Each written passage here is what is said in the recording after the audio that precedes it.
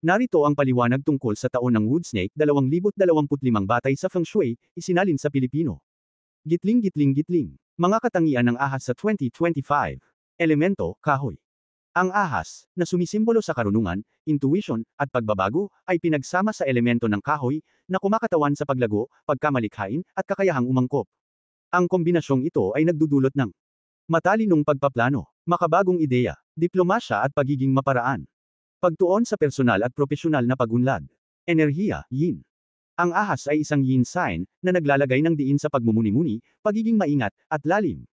Ang enerhiya ng 2025 ay magpapabor sa maingat na pagpapasya at pangmatagalang pagpaplano. Gitling gitling gitling. Mga bentahe ng 2025 sa Feng Shui. 1. Paglago at makabagong ideya.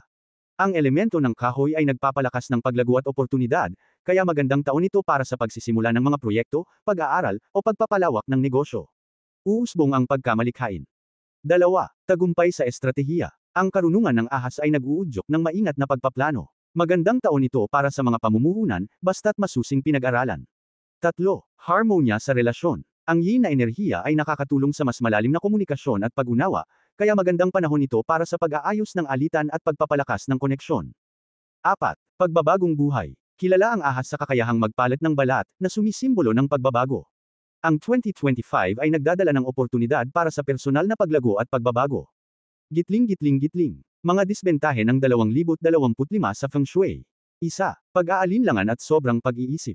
Ang likas na mapanuri ng ahas ay maaaring magdulot ng kawalan ng desisyon o sobrang pag-iingat, na maaaring magresulta sa hindi pagsunggab ng oportunidad.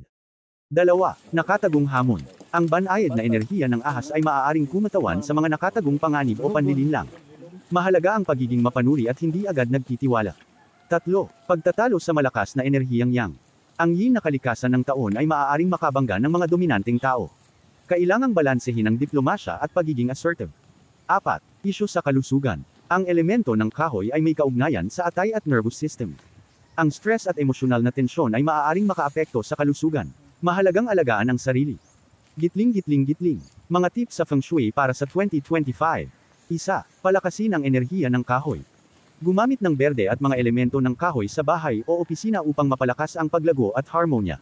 Maglagay ng mga halaman para sa masiglang enerhiya. 2. Balansehin ang yin at yang.